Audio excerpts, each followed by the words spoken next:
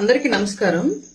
గత ఐదేళ్లు అంటే వైసీపీ అధికారంలో ఉన్నటువంటి 5 ఏళ్ల పాటు జగన్మోహన్ రెడ్డి గారు ఎప్పుడు శ్రీవారి బ్రహ్మోత్సవాలకి లేదంటే వేరే ఇంకేతర కారణాలకైనా సరే తిరుపతిలో అడుగుపెట్టి ఆ దేవదేవుడి దర్శనం చేసుకున్నటువంటి ప్రతిసారి ప్రసాదం ఇస్తే చేతికి ముక్కుకాడ పెట్టుకుని ఆసనం చూసి మూతి పక్కగా విసిరేసేవాడు లడ్డు. ఎందుకు అనేది ఇప్పుడు అర్థమవుతుంది మనకి.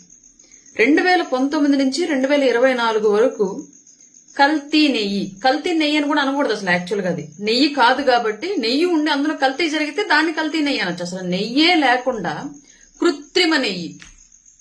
చైనా వాళ్ళు ఎలాగైతే ప్రతి వస్తువుకి కృత్రిమ వస్తువులు తయారు చేస్తూ ఉంటారో అలాగే ఒక కృత్రిమ నెయ్యిని క్రియేట్ చేసి, నెయ్యే కాకుండా కృత్రిమ నెయ్యిని రసాయనాల ద్వారా క్రియేట్ చేసి అందులో 60 లక్షల కేజీల నెయ్యిని, కల్తీ నెయ్యిని తయారు చేసి, పాలే లేని, వెన్నే లేని, పెరిగే లేనటువంటి నెయ్యిని తయారు చేసి మనందరికీ కూడా లడ్డూ రూపంలో కొసరి తినిపించాడు మన జగనన్న లాస్ట్ 5 ఏళ్ల పాటు.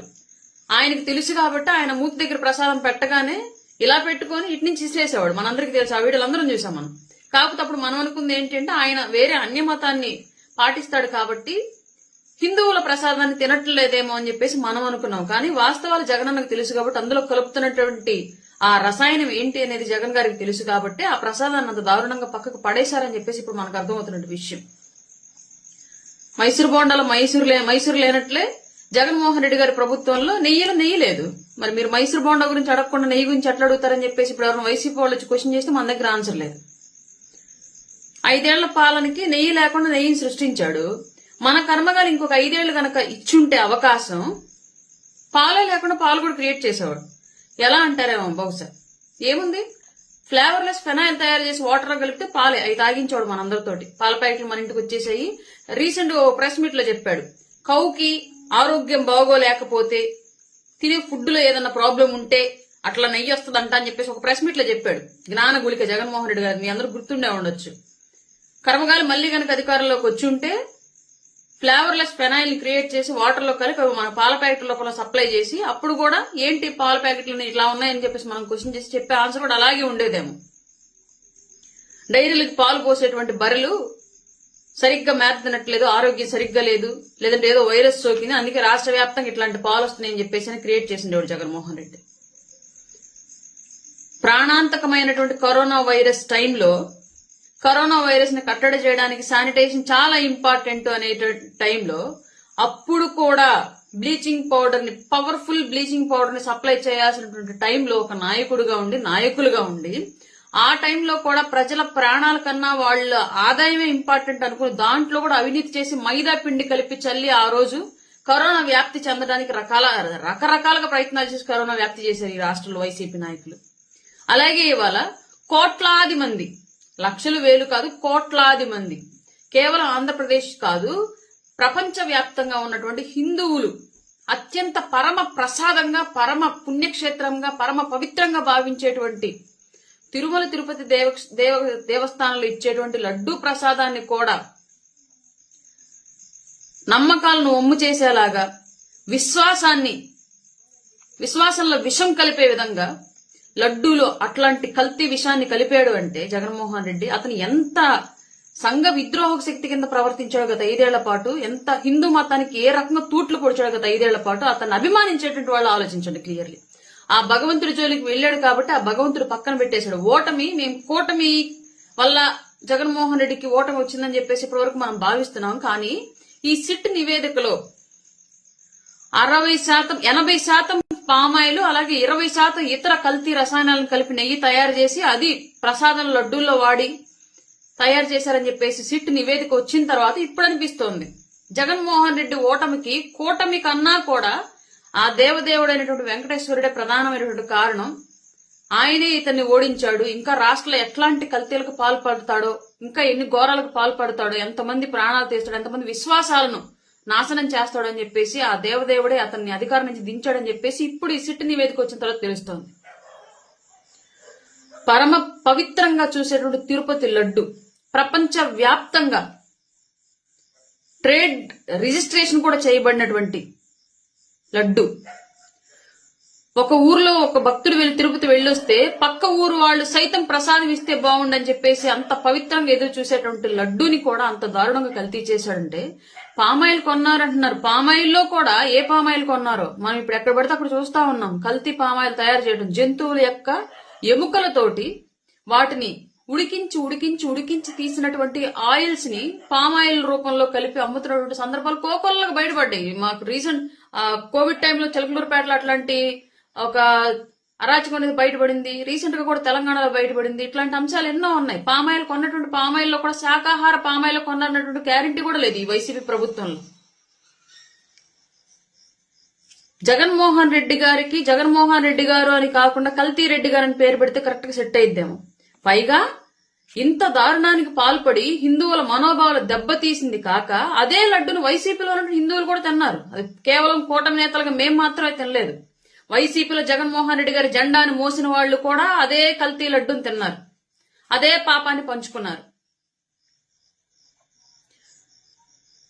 ఇంత దారుణం చేసి కూడా మరలా పంది కొవ్వు కలిపారన్నారు, జంతువుల కొవ్వులు కలిపారన్నారు, సిట్లో అలా రాలేదు కదా అని చెప్పేసి పూజలు చేయడం మొదలు పెట్టారు. ఈ పూజలు ఎలా ఉంటాయంటే చిన్నప్పటి నుంచి ఒక స్టోరీ వింటా ఉంటాం, చాలా మంది వినే ఉంటారు. ఆ స్టోరీ మీకు అందరికి తెలిసే ఉండొచ్చు. ఒక వేశ్య వృత్తిలో ఉన్నటువంటి ఒక మహిళ దేవాలయంలో పూజారిగా ఉన్నటువంటి ఒక పూజారి ఒకే వీధిలో ఉంటే రోజు గుడిలో గంటలు మోగి మంత్రోచ్చరణలు వినిపిస్తున్న ప్రతిసారి ఆ వేసి అయ్యో నేను ఈ వృత్తిలో ఉన్నాను, బ్రతకడానికి ఈ వృత్తిని ఎంచుకొని ఆ దేవాలయానికి నేను వెళ్ళలేకపోతున్నానే భగవంతుడా అని చెప్పేసి నిరంతరం భగవంతుని మనసులో స్మరిస్తూ దేహంతో వ్యభిచారం చేసేటువంటి ఆవిడ ఆ గుడిలో పూజారిగా చేసేటువంటి ఒక పూజారి అయ్యో నేను ఈ దేవాలయంలో పూజ చేయడం మూలంగానే అందరూ వెళ్ళొస్తున్నట్టు ఆ వేసి ఇంటికి వెళ్ళలేకపోతున్నానే, నేను అక్కడ ఉన్నటువంటి ఆ సంతోషం ఏంటో నేను ఆస్వాదించలేకపోతున్నానని అని చెప్పేసి గుడిలో పూజ చేస్తూ కూడా మనసులో ఆ వేసిని స్మరించేవాడంట ఆ పూజారి. ఇద్దరు చనిపోయిన తర్వాత వేష వృత్తిలో ఉన్నవాడు స్వర్గానికి వెళ్ళింది, పూజారిగా నిరంతరము దైవ కార్యాలు చేసేటువంటి ఆ పూజారి మాత్రం నరకానికి వెళ్ళాడు. ఆ పూజారి క్వశ్చన్ చేశాడు, అదేంటి ఆవిడ పడుపు వృత్తిలో ఉన్నటువంటి మహిళ ఆవిడ ఎలా స్వర్గానికి వెళ్తుంది, నేను నిరంతరం దేవుడు సేవించాను భగవంతుడిని, నన్ను ఎలాగ నరకానికి పంపిస్తారు అంటే అప్పుడు యమభటులు చెప్పారంట, దేహంతో పాపం చేసింది ఆవిడ కానీ నిరంతరం మనసుతోటి ఎప్పుడు భగవంతుడిని స్మరించింది, ఆ దేహాన్ని భూమి మీద వదిలేసి మనసు ఇక్కడికి వచ్చింది కాబట్టి వాళ్ళ స్వర్గానికి వెళ్ళింది. నువ్వు దేహంతో పూజలు చేసావు కానీ మనసులో మాత్రం నిరంతరం పాపాన్ని స్మరించావు కాబట్టి నీ దేహం భూమిలోనే ఉండిపోయింది, నీ పాపపు మనసు మాత్రం ఇక్కడ నరకానికి వచ్చిందని చెప్పి చెప్పాడంట యమభట్టుడు. అట్లాగే వాళ్ళ వైసీపీ వాళ్ళు చేసింది కూడా అలాగే ఉంది. 5 ఏళ్ల పాటు కల్తీ చేసి భగవంతుడి ప్రసాదాన్ని నిరంతరము ఆదాయం కోసం మీ డబ్బు చూసుకున్నారు తప్ప ప్రజల మనోభావాల్ని మత విశ్వాసాలని అవమానించినటువంటి వైసీపీ పార్టీ వాళ్ళ గుడుల్లో పూజలు చేస్తుందా? పైగా ఈ విషయం ఎక్కడ ప్రజల్లోకి వెళుతుందో, వీళ్ళు చేసినట్టు ఆ మహాపాపం ప్రసాదంలో కల్తీ చేసినటువంటి ఆ మహాపాపం ప్రజల్లోకి ఎక్కడ వెళ్తుందో అని చెప్పేసి సడన్ గా ఎప్పుడూ లేనట్లుగా గుంటూరు జిల్లాలో అధికారంలో వైసీపీ ఉన్నన్ని రోజులు పెత్తనం చేసినంత లేళ్ల అప్పిరెడ్డి ఇవాళ మాత్రం ఒక బ్యానర్ వేయంగానే వచ్చి ఎక్కడో నియోజకవర్గం నుంచి గుంటూరు వచ్చి దాన్ని పెద్ద సీన్ క్రియేట్ చేసి అప్పటికప్పుడు అసభ్యకరమైన బూతులు తిట్టి గొడవలు దాడులు జరిగేటట్లుగా లేదంటే దానికి సంబంధించిన సినారియోని క్రియేట్ చేసుకుని వాళ్ళ మీడియా మొత్తము జనం మొత్తం వైసీపీ అంతా కూడా చేస్తున్నటువంటి ప్రచారం ఏంటి, దాడులు చేస్తున్నారు, గొడవలు చేస్తున్నారు అని. అంటే ప్రసాదంలో కల్తీ చేసిన మాట సిట్ రిపోర్ట్ వచ్చింది, ఈ విషయం ప్రజలకు తెలియకూడదు అన్నటువంటి దురుద్దేశంతోనే ఇట్లాంటి సిచ్యువేషన్ ని క్రియేట్ చేసి ఇవాళ డ్రామాలు ఆడుతున్న వైసీపీ పార్టీ. ప్రజలు ఇవాళ తెలుసుకున్నారు కాబట్టే, భగవంతుడు కూడా ప్రజలకు సహకారంగా నిలబడ్డాడు కాబట్టి వాళ్ళ వైసీపీ పార్టీ అధికారం లేదు. మన కర్మగాలి గనక వచ్చి ఉంటే, చెప్పానుగా మీకు ఇందాకే, పాల ప్లేస్ లో ఫెనైల్ తాగించేవాడు మనతోటి వైసీపీ పార్టీ వాళ్ళు. పైగా పవన్ కళ్యాణ్ గారిని క్వశ్చన్ చేయడం, ఇంత అవినీతి బ్రతికిన 5 ఏళ్ల పాటు బ్రతికినట్టు వైసీపీ పార్టీకి ఏ ఒక్క నాయకుడికైనా సరే పవన్ కళ్యాణ్ గారిని క్వశ్చన్ చేసేటువంటి రైట్ ఉందేమో ఒకసారి ఆలోచించండి. మీ అవసరాలకేమో వైసీపీ ఇష్టారీతిగా మీ కమ్యూనిటీకి సంబంధించి లేదంటే వేరే లబ్ధి చూసుకుని మీ ఇష్టం వచ్చినట్టు మీరు ప్రమోట్ చేస్తారు. మీరు గొడవ క్రియేట్ చేసి మీరే సినారియో స్టేట్ అంతా ప్రచారం చేసే విషయంలో మాత్రం కులాలను తీసుకొచ్చేసి అప్పటిదాకా వైసీపీ నేతగా ఉన్నటువంటి అంబటి రాంబాబు సడన్ గా ఒక 1 hour లో టెంప్లెట్ మారిపోయి కాపు నేత అయిపోయాడు. ఇప్పుడంతా ఇది ప్రచారం జరుగుతోంది. కల్తీ చేసినటువంటి విషయం ఎటో పోయింది. హిందువుల మనోభావాలను దెబ్బతీసినటువంటి జగన్మోహన్ రెడ్డి చేసినటువంటి దాష్టికాలు ఎటో పోయాయి. తను నమ్మే మతాన్ని అంత గాఢంగా విశ్వసించాడు జగన్మోహన్ రెడ్డి. హిందూ మతాన్ని అవమానించి అతని ఆదాయం కోసం వాడుకున్నటువంటి విషయాలు మాత్రం ఎటో పోయింది. పరమ పవిత్రమైన హిందూ పుణ్యక్షేత్రంలో జరిగినటువంటి ఇంతటి కలుషితమైనటువంటి పాలన ఎక్కడికోపోయింది. ప్రతి ఇంట్లో, ప్రతి ఊర్లో, ప్రతి కుటుంబంలో తిన్న లడ్డు దగ్గరగా ప్రతి ఆంధ్రప్రదేశ్లో ప్రతి హిందూ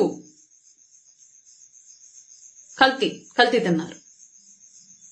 క్యాన్సర్లు వచ్చినా జగన్మోహన్ రెడ్డికి అవసరం లే, మనోభావాలు దెబ్బతిన్నా జగన్మోహన్ రెడ్డికి అవసరం లే, మత విశ్వాసాలు దెబ్బతిన్నా జగన్మోహన్ రెడ్డికి అవసరం లే. జగన్మోహన్ రెడ్డికి కావాల్సింది కేవలం ఆదాయం, డబ్బు. ప్రజలు ఎలాగన్నా పోనివ్వండి. అందుకే ఆ భగవంతుడు చూస్తూ ఊరుకోలేదు.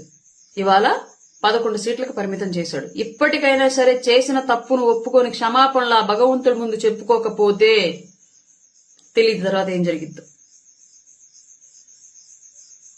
ప్రజలు కూడా ఇప్పటికైనా సరే ఎవరైతే ఇంకా వైసీపీ మాయలో ఉన్నారో వాళ్ళు బయటికి రండి. మీరు ఒక రాజకీయ నాయకుని కాదు సపోర్ట్ చేస్తోంది, ఒక రాజకీయ క్రిమినల్ సపోర్ట్ చేస్తున్నారు, ఒక కల్తీ క్రిమినల్ సపోర్ట్ చేస్తున్నారు. ఈ విషయం గమనించుకోండి ప్రతి ఒక్కరు కూడా. జై జనసేన, జై హింద్.